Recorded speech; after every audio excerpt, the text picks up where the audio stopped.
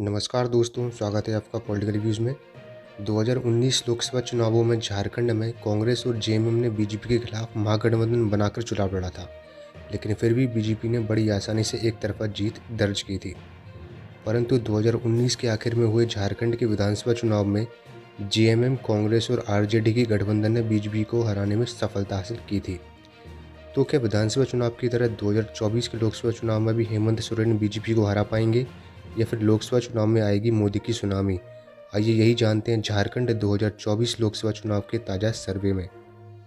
Opinion poll में सबसे पहले हम उन 3 सवालों के जवाब आपको बता देते हैं जो हमने इस सर्वे में पूछे थे। इस सर्वे में हमने पहला सवाल पूछा कि क्या बाबूलाल मरांडी का बीजेपी में वापस शामिल होने का फ़ायदा बीजेपी को 2024 लोकसभा चुनाव में मिलेगा? 74% लोगों ने कहा हाँ, वहीं 24% लोगों ने नहीं में जवाब दिया, जबकि 2% लोगों का कहना था पता नहीं। फिर हमने दूसरा सवाल पूछा कि क्या झारखंड के सीएम हेमंत सोरेन पर चुनाव आयोग द्वारा की गई कार्रवाई को आप सही मानते हैं? 73% लोगों का मानना है हाँ, 26% लोगों ने नहीं जवाब दिया और 1% लोगों का कहना था पता नहीं। हमारा तीसरा सवाल था, क्या 2024 में बिहार की तरह झारखंड में भी बनेगा महागठबंधन? 69% लोगों ने हाँ में जवाब दिया, 28% लोगों ने कहा नहीं, जबकि 3% लोगों का कहना था पता नहीं।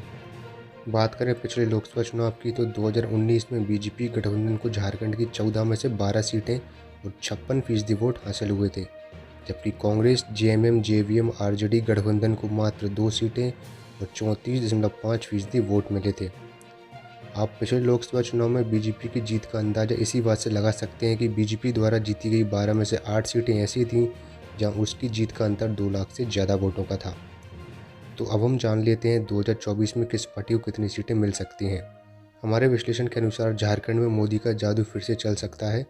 हालांकि एनडीए की सीटों में 2019 के मुकाबले 1 सीट की कमी होगी और 2024 में झारखंड की 14 में से 11 सीटों पर एनडीए जीत दर्ज करेगी, जिसमें 10 सीटें बीजेपी और 1 सीट आजसू को मिलेगी।